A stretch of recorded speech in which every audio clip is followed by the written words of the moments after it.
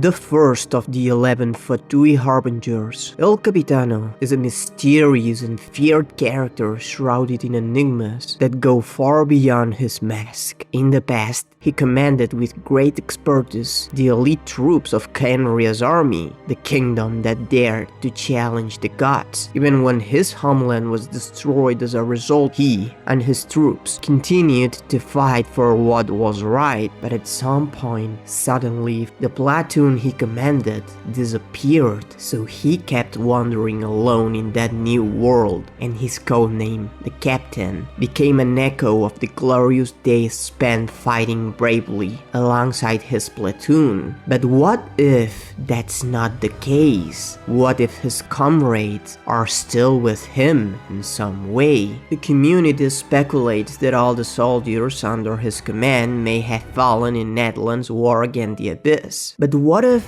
somehow this character managed to cheat the laws imposed by the ruler of death, absorbing the souls of all his fallen comrades into himself? What if Capitano is a one-man army, an entity made up of all the souls of all the soldiers under his command, bound together in a single body? The first possible clue can be found in the introduction of this character during the fierce battle between the Pyroarchon and the Captain. First of all, the fact that a human being who, to top it all, claims to have only a fraction of his original power can give such a fight to one of the seven is already shocking. But later, Aurodon tells the traveler that while he was secretly watching the battle, he sensed something weird in one of the hits Mawika landed on Capitano, something similar to a soul leaving his body. Precisely later in the story, we meet Gothred, a soul who's trying to take over Auroron's body for himself. In a scene that leaves us with more questions than answers, the one thing we know for sure is the Captain recognized that soul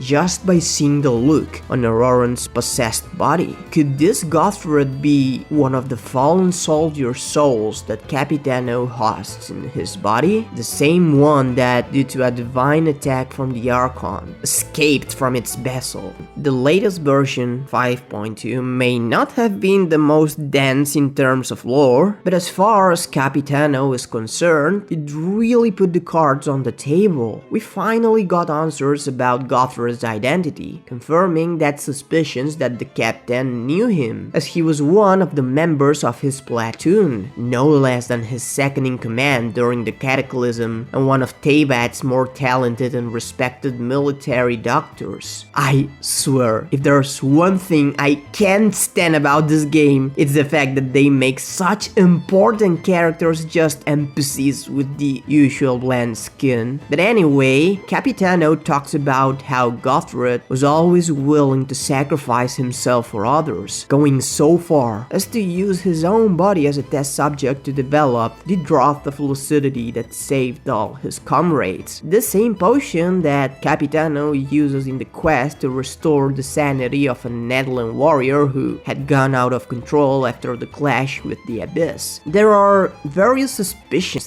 things here. Gothred is portrayed as a brave and righteous man, willing to sacrifice his life for others, yet when he tried to possess Auroron's body, he gave the impression of being the opposite of that, a wicked soul who wants to survive at all costs. What if this change was due to the soul erosion of the immortal Kenrians? Capitano, as the bezel of all these souls, could be making a huge effort to maintain their integrity as best as he could, but when Gothred's soul was expelled from his body by Mavwika's divine blow, it could begin its process of erosion all over again, turning him into a hideous caricature of what he was in life. However, even after Auroron regains control of his body, we never find out what happens to Gothred's soul. After the disturbance, everyone is paying attention to how Auroron receives his ancient names, so is it possible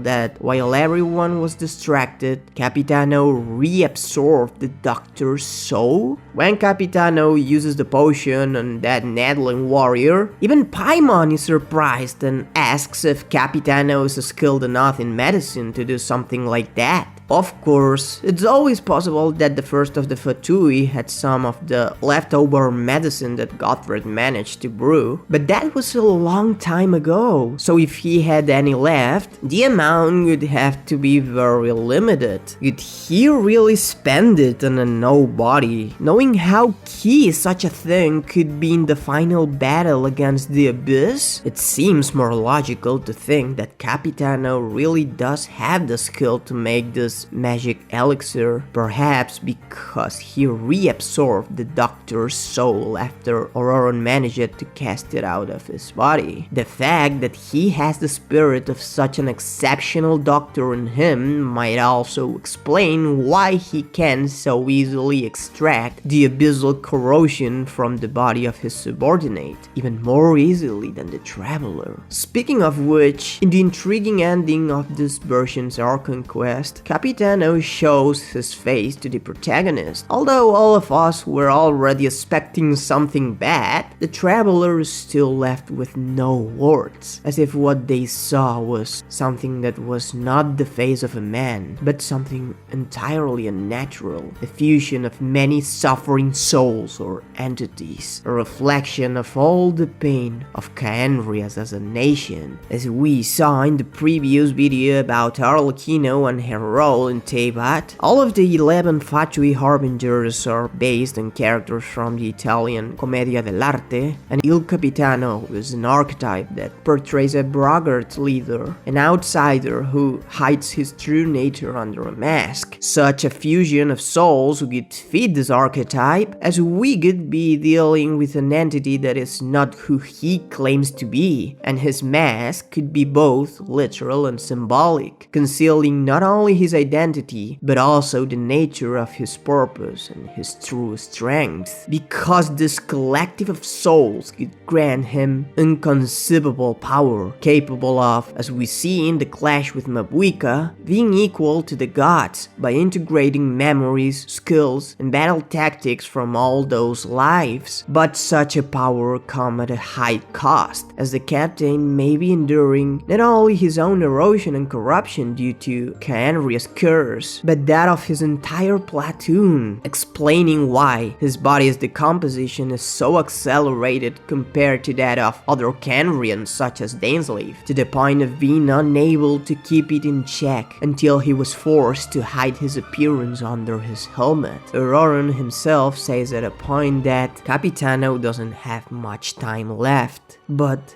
if he was so much stronger before, why did he wait this long to do it? Perhaps the erosion has accelerated even more at the point we met him, and that's why he realized that he couldn't take any more time. In his eyes, as he says in his introduction, the Archon's plan has reached an impasse. He felt that his time was running out, and he could be unable to keep his strength for longer, so he decided to step in, take drastic measures, and use the Gnosis to save the people of Natlan, even if it could mean sacrificing their history in the process. Capitano is my current favorite character in the game, and whether this theory is right or wrong, I just hope he's eventually playable to get a story quest that provides some clues about his true origin, and, if possible, that he plays an important role in the climax of the game in essence Naya, a one-man army, an entity struggling with its own erosion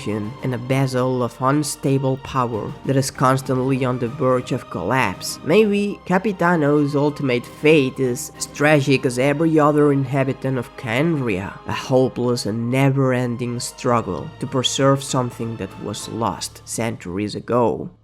What do you think? Does it make any sense? Or did I get some part of the story wrong? Do you have other possible clues to support this hypothesis? This video was inspired by a Reddit post that you will find in the description, but remember that I'm just starting to get into the lore of Genshin Impact, so if you're an experienced adventurer, feel free to share your thoughts and theories. Don't forget to subscribe to join me while we explore the mysteries of Teyvat, and if you're still hungry for more, take a look at my last video, where I choose the most powerful character of each of the 7 elements following the lore. Be nice!